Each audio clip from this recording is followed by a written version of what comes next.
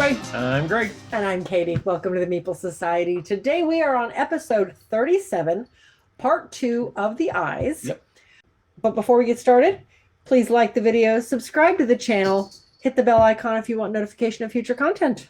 And follow the link below in the show notes to find all of our social media and our link to our swag or merchandise. Like we're wearing, yes. The hat, the shirts, yeah. And if you do buy something, post it, tag us in it so we can see it. Oh, definitely. I'd love to see that. Let's get started. Yes. First, we're going to cook with... Do we have to? Yes, the Iron Chef board game. But I don't like cooking. Yes, we all know that. That's why I married somebody who cooked and raised a son who cooked. How I raised a chef, I have no idea. I have no idea because of me. Yeah. Yeah, you certainly need to learn from me.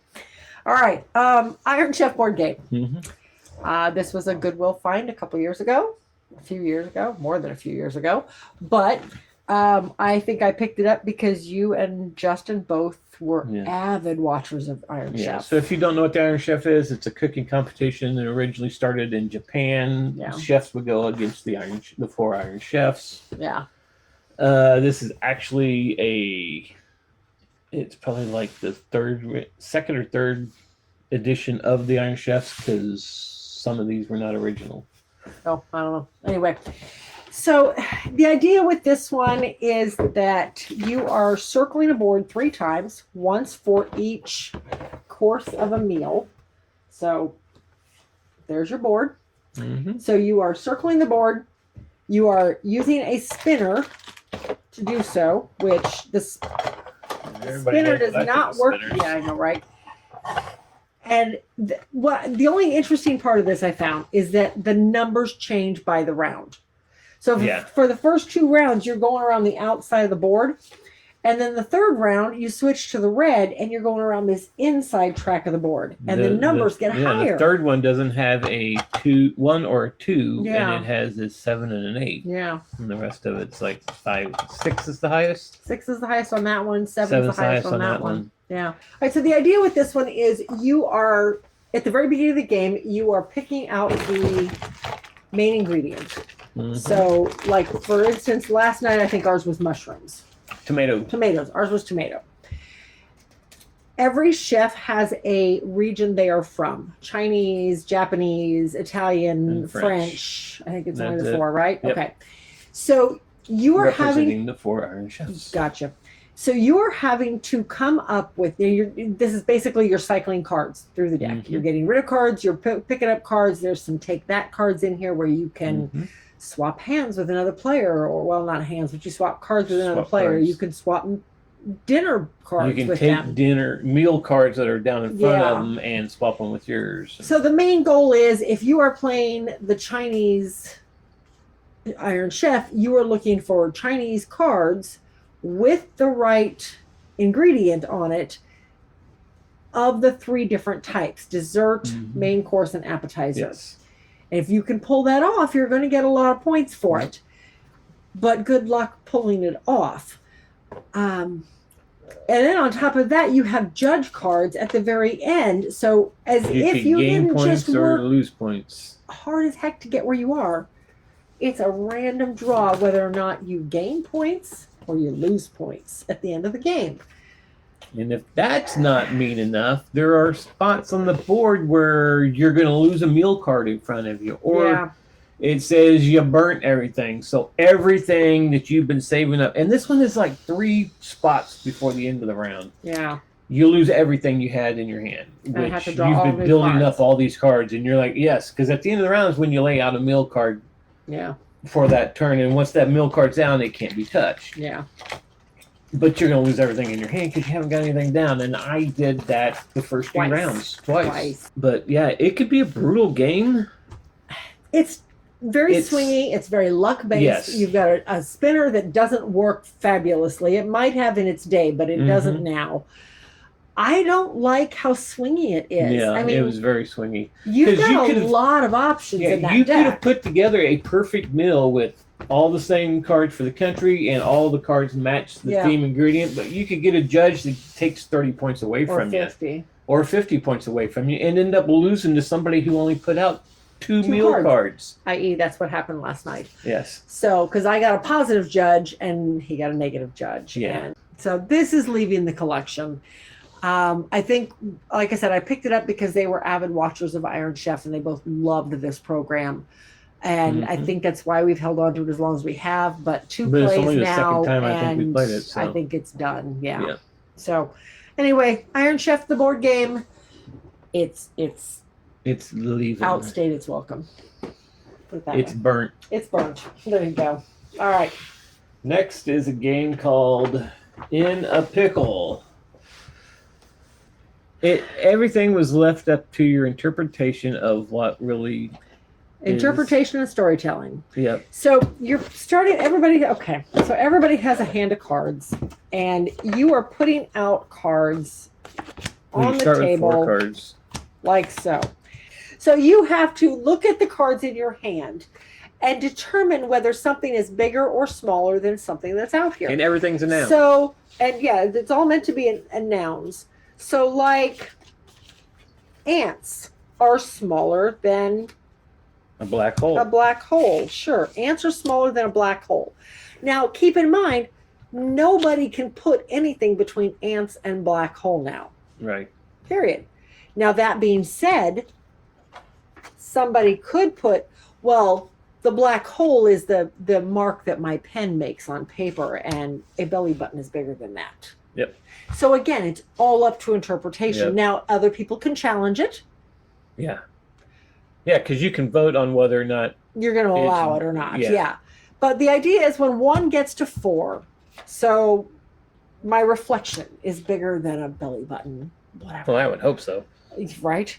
So when one of the aisles gets to 4, one of the columns gets to 4, then everybody has a chance to add to it and make it bigger and bigger and bigger.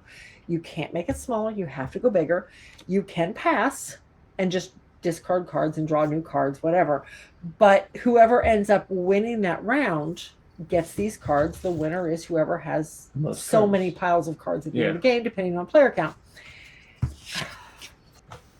We didn't like it. It was kind of a dud to us. And as I said in a previous video, on party games, if it had less than a 6, it was going. Mm-hmm. And it's going. And it's less than a 6 because it's a what? A 4? Like a 4.4, 4.5, something like that. It's not. And that's good. probably too high, in our opinion. In our opinion. Other people, it could be a 10. I mean, for heavy party game people, I could see this word game being a lot of laughs. Mm-hmm. But it did not hit with us. We're going to go by our rules because we need to get that collection down.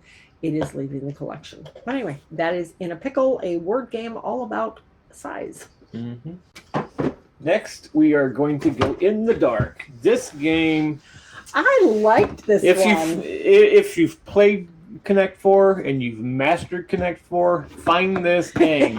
Because now you're playing Connect 4, but you got to remember where you put it, because where you're putting it, you can't see them in there. So as you're dropping things in, we'll follow at the base. You're going to drop your tokens in here, and they're going to stop right marbles. Here. Oops, you got to get it in the hole. I actually got to get it in the hole. Oh, we got to close it. There you go. There we go. Okay. So you got to put your marble in, so it doesn't drop through. So you have to remember. Yeah. Where you put things, and then when you think you've got 4 in a row, you say, "Okay, stop. I got 4 in a row." The regular game, if they do, they get a point. Yeah. There is a variant that the other person can challenge. Says, "No, I don't think you do." So when you open it up, everything slides down, and if they don't, that person who challenged gets 2 points. Yeah. If they do, the person who has the 4 in a row now will get 2 points. But if you don't challenge, it's just the 1 point. The 1 point, yeah. Very interesting game. It's a great memory game. It's memory. Who would have thought Connect 4 could be? Gosh, I'm having trouble talking. Who thought Connect 4 would be a memory game? I really like this one. I was very surprised at how good it was. Yeah, it's an old game. The components are great. It stands up. The base is I mean, it's good and solid. It stands in the base pretty solidly. So it's, yeah, I really, really enjoyed this one. So, spoiler. Oh, wait a minute. Let's take the marbles out. I just did. Thank you. Not the right way, but sure. You only said take them out. But yeah, so it has a slide mechanism down here on the bottom that when you release it, all the and it marbles has a flow stand into that the goes base. in. Yeah, So. it all goes into the base. So, but It was a lot of fun. spoiler, this one stayed. Yes. I really this liked stays in it. the travel collection. Yes. I mean, I want to have some of these classic games that people will recognize from their childhood. That's just it. I don't remember. I don't remember this one ever being I'm out. trying to see what the date is on it, say it because was we like- couldn't even find this on BGG. No, right? I could not find this one on BGG to save my And life. it doesn't have a date in here. It didn't have a date on the directions. So Interesting. looking at the I mean, I'm gonna guess. looking at the people in the back, I would kind of think it's the old buttons on the front end of the collar. Yeah. Yeah, so I would say probably the 80s, mid 80s, early 80s. Anyway, great memory game. Yeah, wonderful game. Anyway, In the Dark, it is going to stay. Yep. Next we have Inner Circle. This is another old game from 1981. This one I could actually find though on Yes. BGG. So this was, I thought, very interesting. This plays 4-player, and it can be player elimination. Yes. So this one comes, I think the box is a little bigger than it needs to be, but that's okay. So this one comes with this. This is the base of your game, and it all holds all your pieces. So this guy, it's 4 layers of boards, and actually I kind of need a couple pieces in order to show this to you. So you got 4 layers of boards, and in the very beginning of the game, everybody is lining their pieces up around the very edge of the board. And the idea is that once your pieces are down, you can't pick them up to look at what's under them. But when you pick it up to move it, that's how many spaces you can move. The goal is to get into these recessed pieces. So once the recessed pieces are completely full, then, see, this one's not on a recessed piece. Then everything lifts off. Anybody not in a recessed piece is out of the game. Their player piece. You start with anywhere from 4 to 9, depending on the number of players. And then you have a second board, and you're doing the same thing. Only now, again, if you didn't pay attention to what was under when you put them on here, you have no idea what numbers are under here. So you're picking them up and trying to move them, but you can only move them in a straight line. Yeah. You can't turn. So like this guy's got a 2. I'd have to move him here or here. It's my only 2 choices. Now, if you move to the center, Then you get you a can move free to action anywhere in that row. up to 4, I think it is, 1 to 4. So Well, I there's could get to an yeah. edge. So very interesting game. So again, the goal is to get into those pieces, and then once you do, once all of them are filled, the top lifts off. And the holes get less and less and every you round. get fewer and fewer holes until in the final round there's only the one center hole. I was really It says enthralled you are at the winner. how good this one was. Yes. So It is definitely one of those that you've got to be able to see your route that you need to take to get to one of the holes without moving. because again, if you're in it with 2 players, you're playing with 9 pieces. It's hard to remember what's underneath all of these at 9 pieces. It was hard even when I was down to 4. But I mean, some of them are easy. Great, I can move 1 spot. Perfect, I'm in one of the holes. But some of these others aren't so easy when you're moving in a straight line. And the very last one, there was only We one could hole. only find one route. And that was right here. You had to get to this spot because you could move 2 to get to the center. It was the only spot that you could make that you could get to be able to get to the center hole. Now we both figured out ways to get to that spot. You just did it before I did. But that was the only hole, only slot you had to be in to get to the center. I thought it was a really good one. Yep. We're going to hold on to it. I like the idea of having some of these classic games in the And the game's old enough that you can't lose the rules unless you lose the lid. Let's hope that doesn't happen. So yeah, it's a good one. I think it's a great abstract strategy, and it will stay in the collection, but that is Inner Circle. Yep. All right. Okay, next we have an Uwe game. This is Indian Summer. Indian Summer. Okay, so this is part 2 of a 3-part trilogy of games. Cottage Garden, Indian Summer, and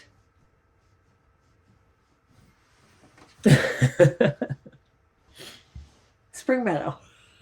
I had to look at the shelf. All 3 of them are tile lane nature-based games. Polyomino lane nature-based games. So with this one, and we've talked about Cottage Garden already, and that one has that rotating set of tiles where you're planting your garden. This one, everybody has one board at the beginning. You have your meadow. Well, not really. You have your forest floor. And leaves are falling onto the forest floor. And there's 3 different sizes of the leaves in all different polyomino shapes. So you've got your red ones, which are your bigger ones. Those are 5. Your yellows are 4, and your greens are 3 of all different shapes.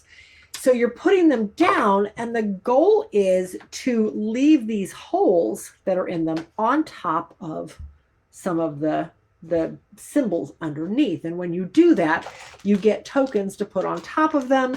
When you fill in one of the sections, you get to collect all those tokens.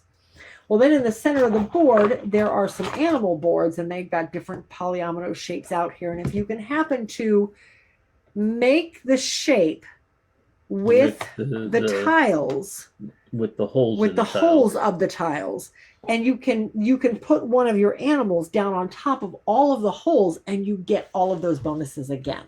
It's an interesting game. We've discovered late in the game we missed a rule. Because of course we always try to watch a video first just to get a feel for the game, and then skim through the rule book to make sure we didn't miss anything. You are making a mess. Oh my. It gives you plenty of tiles. There is lots of options here. But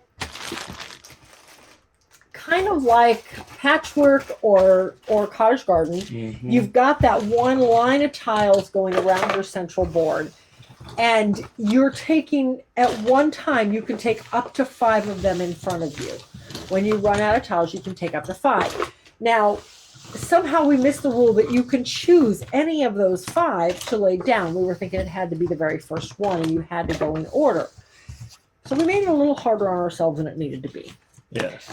I do enjoy the game. I definitely want to play it again with the right set of rules. I think that will make a big difference. But it doesn't come off the shelf very often.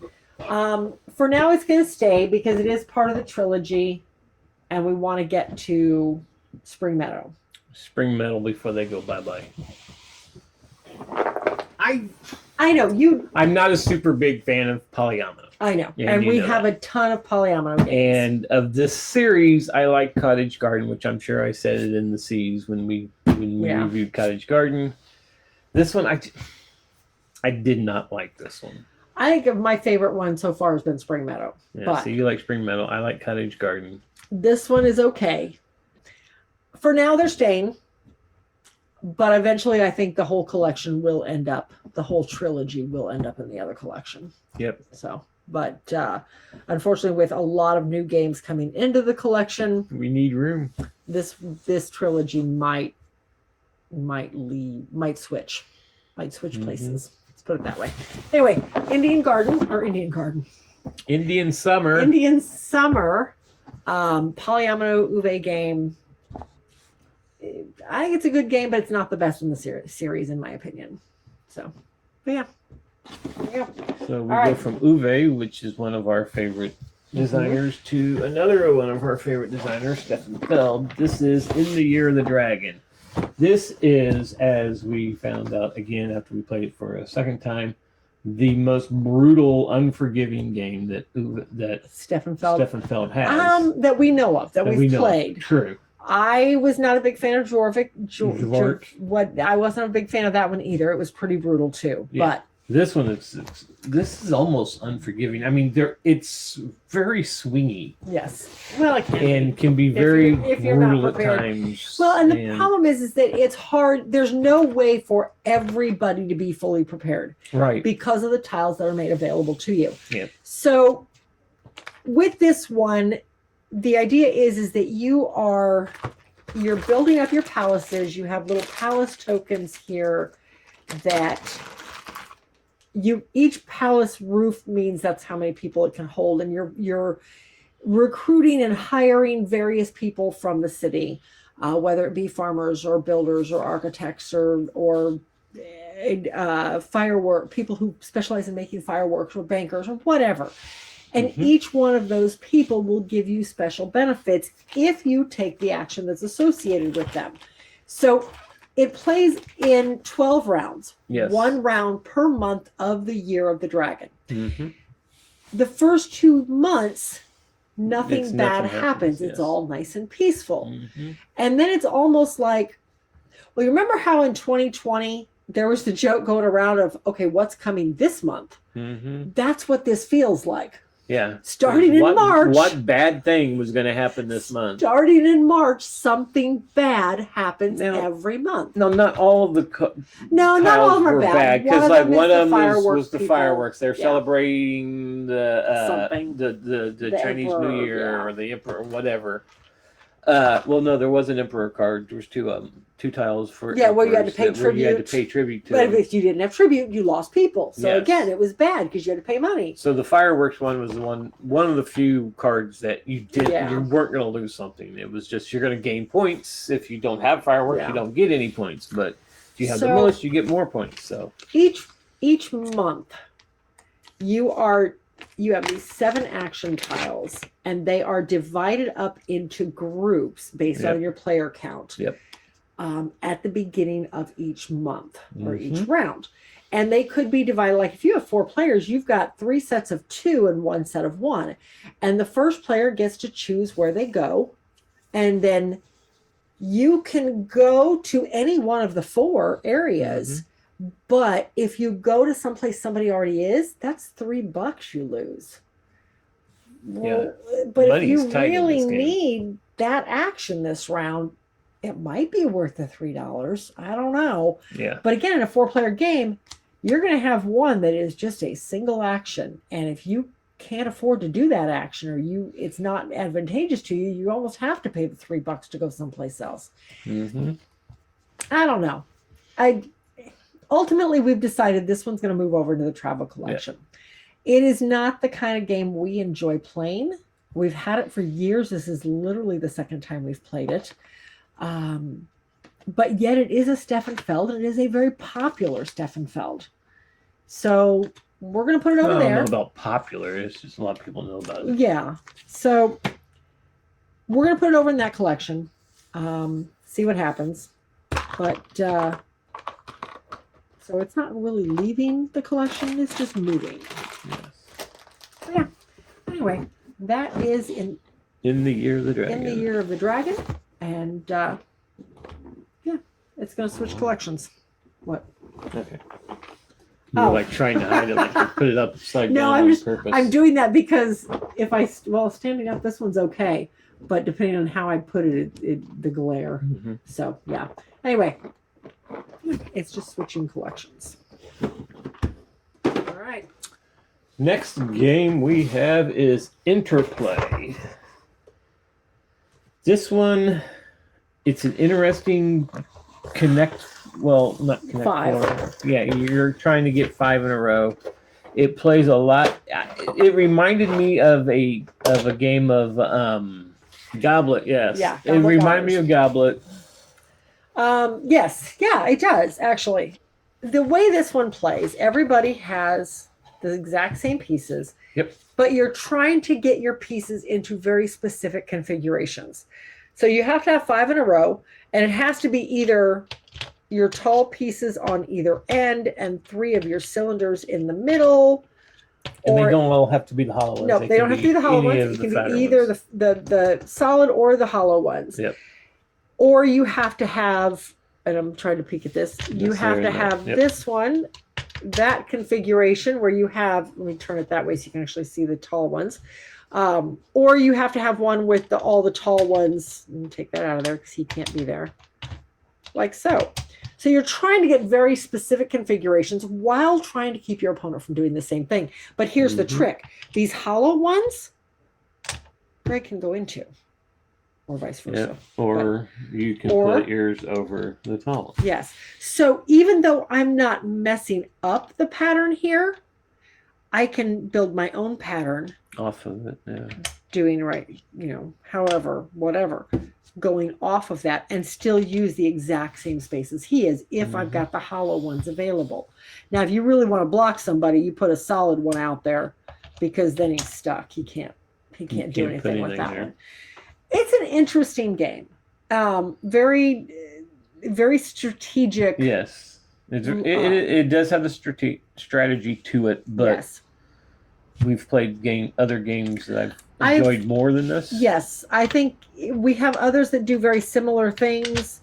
This one, although I love the idea of building some of our classic games up. I think I liked, even the one we just talked about, I liked Inner Circle better than this. So yeah, this one is going to leave the collection, although I think it is a great game. But in the interest of getting that collection down some, we got to make choices, right? Yep. So, but this guy is going to leave the collection, but I think it is a good strategy game for 2 players. And that was part of the problem, is it is just a 2-player game. But anyway, that is Interplay, and yeah, unfortunately it is played out. Next, we have another Stefan Feld. It's La Isla. This one is one that it sits on our shelf. We don't play it. Then when we get it out, it's like, oh, that's a fun game. Yeah. This has been redone in the Feld City Collection. Yeah. This is... I want to say, oh my! I remember you told me the other day, and the theme did not seem as interesting to me. I thought it was like New Yorker. No, maybe not. I don't know. But anyway, I don't remember. So with this guy, this is the original. This is the original.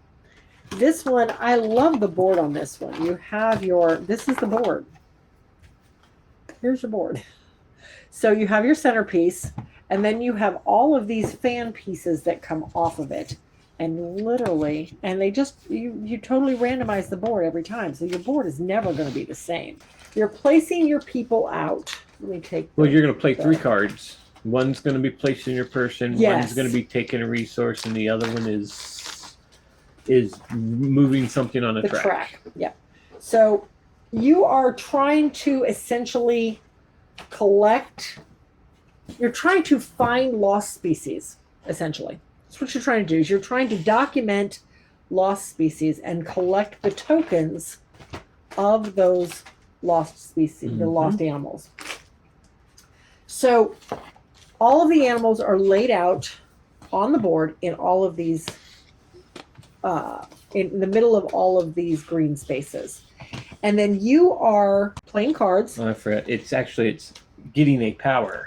Yes, 1 card is used for the power. Getting a resource. Getting resources. Then you're going to place your guy with resources, and then you're going to be able to move something up on the track. So the cards are all multi-use. So they've got 3 different things on here. This is the power he was talking about, if I can see this without the glare. This is the power, and there's all different powers in here.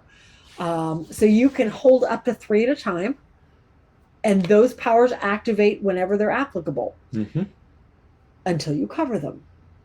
And then they're no longer applicable. Then you have the resource color that you're going to collect during that phase of the round, and then the animal that you get to increase the scoring capability of. So when you go to place, you're placing your people out using resource cubes. You have to have 2 unless you have a special power that says otherwise. You have to have 2 to go on a specific color. So if I play 2 green cubes, I can go onto any green piece on the board. Now the idea is that I'm wanting to surround one of the tokens of an animal that I'm interested in So like, see this animal, whatever animal is sitting right here, has to be surrounded by one of my people on 3 different sides, which means I've got to have people on 3 different areas on these different icons around him to get that token. And then once I've got that token, he becomes a scoring opportunity for me at the end of the game. Yep. So it's just, the idea is that you are trying to collect certain animals. Meanwhile, you're trying to get those animals to be worth more points at the end of the game. The game ends when there's 7 points. Well, it depends on the player count. For 2 players, it's 7. 3 is 9 and 4 is 11. So when you've got a total number up here, and they increase exponentially. Yeah. I just find it to be an interesting game. I don't know. It's super simple, but I do enjoy it every time we play it. So it will stick in our collection. We really enjoy Stefan Feld games, and typically, as we've just talked about one we didn't, but that's okay. But I love the randomness of this one, and the thought process of the 3 cards that all do different things, that the multi-use cards. So yeah, this one's I think is a good one, and will stick around. Yeah, that is La Isla. Yep. Next we have Indycar Unplugged. This is another racing game. It's about the IndyCar series. It is a card-driven game. The rule book is super simple. I feel like a lot of these older ones are. This was another Goodwill find. This is the whole rule book right here, because the rest of it's all about the drivers. Yeah, this was a Goodwill find for a couple bucks.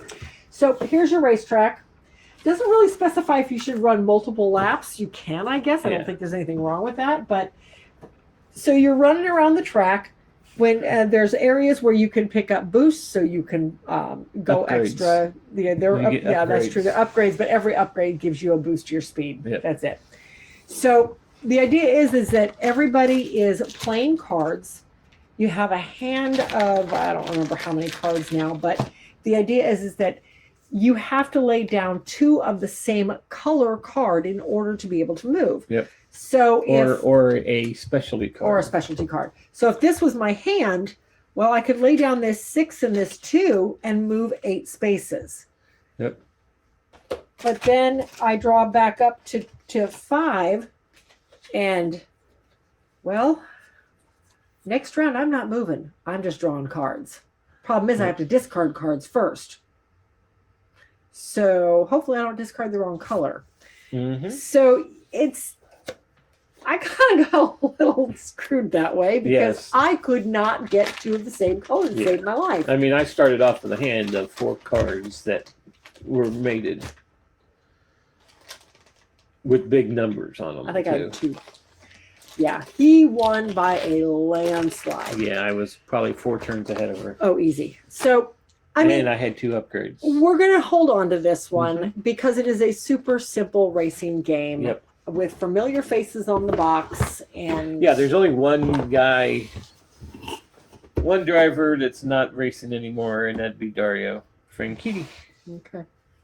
Everybody else, well, Tony Kanaan's kind of retired. He comes back for the Indy 500 now and then, but anyway, that is IndyCar Unplugged, and we are going to go ahead and hold on to him. He does sit in the travel collection. But he is, I think, one of 2 racing games over there. And For the Life of Coca-Cola Racing is the other one. Coca-Cola Racing's over there, and so is Detroit Cleveland Grand Prix. Yeah, that's over. So, okay, this is now 3 of them. Eventually, we'll probably narrow that down a little bit. But for now, it will stick around till we get down to the final cuts. Yeah. Next, we have a game that we kickstarted. This is also the Collector's Deluxe Edition. It's a Wonderful Kingdom. This is the Legends Edition. Yeah. This is, we backed this the minute we heard it was coming out, because we like It's a Wonderful World, which we might as well bring out the same. They play exactly the same. They play the same. But we backed this because we really liked this one. Yes, and it was geared toward 2 players. It was a 2-player game. That's the whole reason we wanted it, is because this is a 2 to 4, or is it 2 to 5? 1 to 5. 1 to 5, okay. Because we played this solo. This one was geared toward 2 players. We thought, perfect. But it changed some mechanics. It changed. And made it very. So it made it, instead of drafting, which is what this one is, it made it as an I split you choose, which is fine.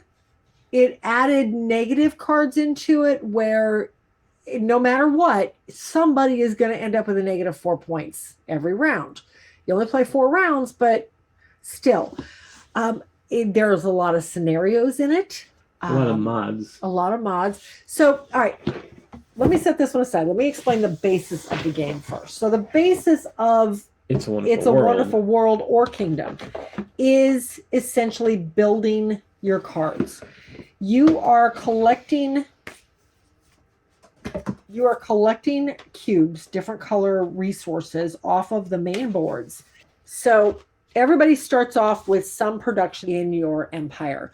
And then every round you are drafting 7 cards, and you can use the cards in one of a couple different ways. You can use them to either try to build, in which case you need to come up with all these resources to do so. It's possible that your city already produces these and it'll be easy. Some of the cards give endgame scoring, like this one does. Others now become production cards. So like this one, if I build this using 4 grays and a black, I can put it into my empire and I now get 2 gold every round at the end of the round. So you are choosing what you want to do with it. Some cards, when you build them, you get an automatic bonus. Or if you don't want to build them, maybe you just want the resource off of them. So at any card that you've drafted each round, you can just turn that card in for the resource to put onto a different card.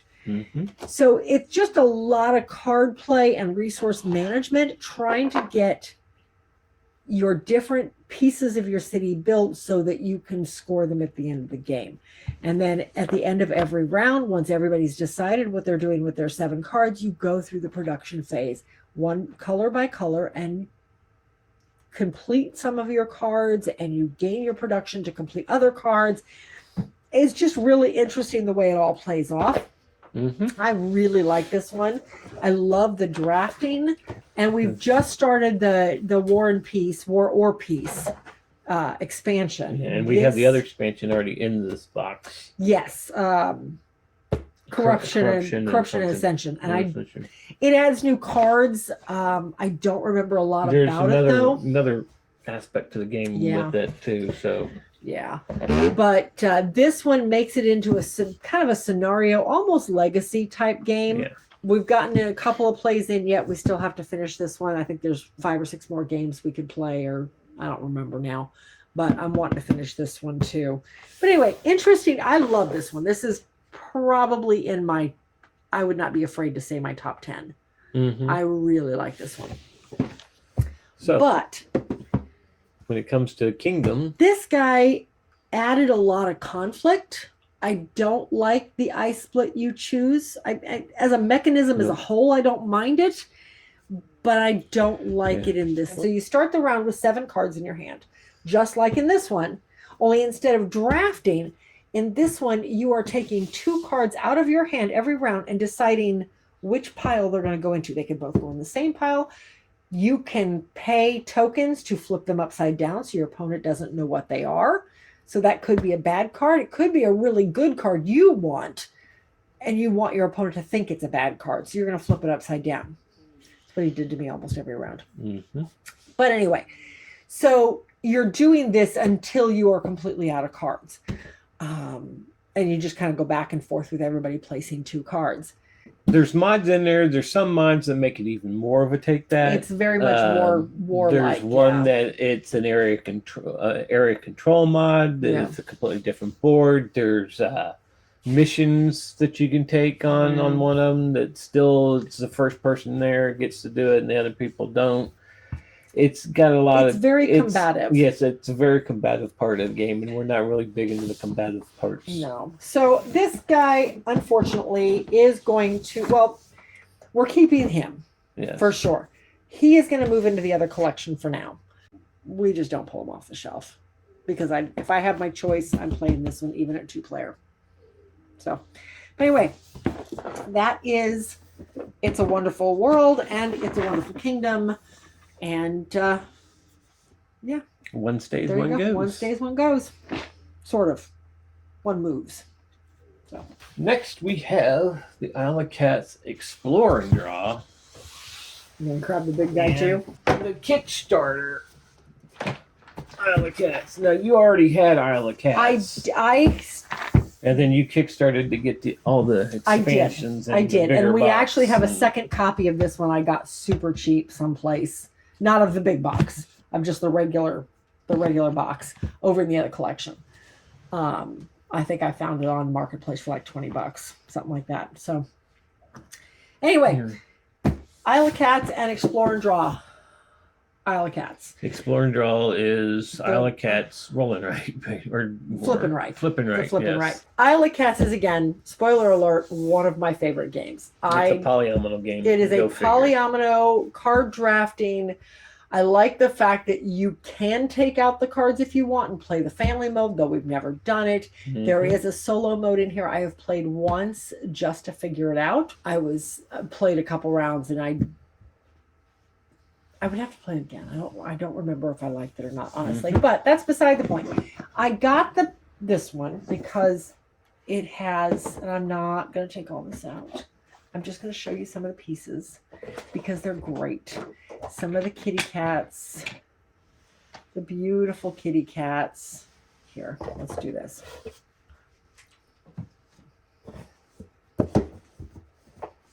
You simply show a picture. But that's not the same. The beautiful kitty cats. No, it's not. And then there's the kittens, which are, I think, in this bag. Nope, that's tiles. Oh, no, that is the kitten. That's the kitten tiles, yes. Basically, what started this was an expansion. That's what this last Kickstarter was an expansion with kittens and beasts. And the kitten tiles are just stinking smaller adorable. Tiles. Yes, there's cute little, like 1, 2, and 3 piece tiles. And then there's the gorgeous beasts.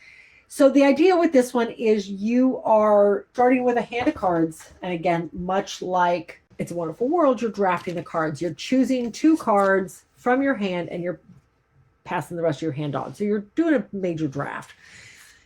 Once you have all 7 cards again, once you've gone through the whole draft round, you have 7 cards in front of you. You are paying fish. Every round you start out with 20 fish at the beginning of every round. Those fish have to be used to either purchase cards that give you abilities or to lure cats into your baskets to put them onto your boat. So the cards include footsteps, which determine turn order at the beginning of every round. There are baskets in here, and you have to have a basket for every cat that you rescue for that round. Mm-hmm. There are lesson cards in here. There are OSHAC cats that these are... Basically, they will adopt into any family you put them with. There are 5 different color cats, and you are trying to build families to get points. So you want to try to place all your colored cats together. These guys will join any family you want them to and be perfectly happy. There are ways to get more fish. There are ways to get treasures to put on your boat to fill up some of the space, because you're ultimately trying to fill up the rooms on your boat.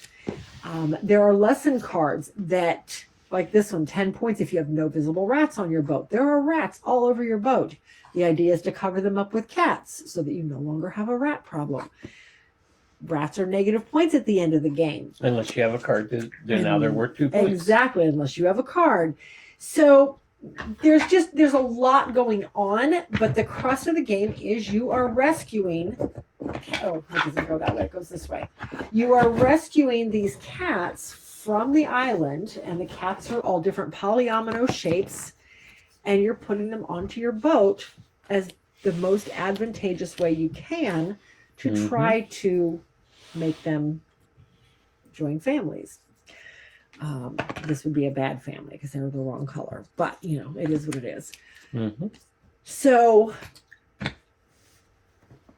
it's a very popular game. I really enjoy this one, and again, it's probably just because it is the polyomino shape. I love the kitten shapes, the beast shapes. There's the new expansion with the beasts in it, have different little kitty icons all around them, and 3 or 4 of them. If you can make a family branching off that side of the icon, you get extra points because the beast has befriended this family.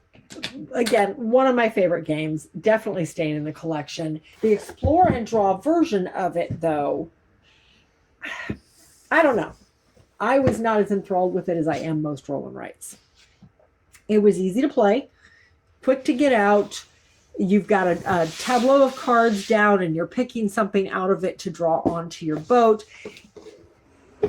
And I get why they did the markers with boats that are essentially dry erase. But at the same time, I felt it was very messy. I almost would have rather had colored pencils. Mm-hmm. I do like the way they did all the lesson cards. Because you have a board and you just mark off the lessons that you have. Because that's right. And then you can write down the score if you actually did the lesson. Yes. Side of it. So it's easier to keep track of what you had. You didn't have to keep turning over your lessons card to see what you had. It was like a 3x4 grid of cards or something like that, and you had to pick a row or a column, whatever. But you got 3 cards basically every turn. You chose every round. You didn't take the card. No, you chose a row because everybody could choose the same row if they wanted to. Yes, and that row could include lesson cards. It could include treasures. It could include cats. So, and then you're taking those and you're drawing them. If I can get the words out, you're drawing them with a marker onto your boat. By the color. Personally, I thought it was very sloppy to me, and I think I'd have been happier with colored pencils, but that's okay. I get for sustainability, they did the dry erase markers in these. Now, that being said, I didn't really care for these markers. Probably use our fine point markers next time. Well, you want the color because you got to know what color you're drawing. Well, yes, but no, I've got a ton of colors and much finer points. So it was a good game. It emulated the full game very well. Yep. I think it was a neat adaptation of the full game. If I had the time, I would still play the full game, but this is a much faster version of it. Yep. This has to go back in here. I liked that one. You like this one? Because, it's faster. Yeah. Yeah, I could see that.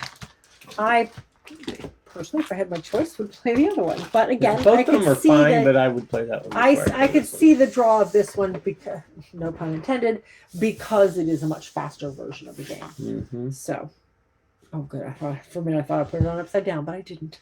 So anyway, that is it. That is it for this episode. We're done. So, again, if you agree with any of our choices, great. Some of them actually, we had a lot of movement on this one. The last one, 36, I don't feel like we had very much movement. This one, we had a lot of movement on it. So we've got vacation coming up in a couple weeks, so it may be a little while before we get the next episode done. Yep. But in the meantime, we'll see you at the next one.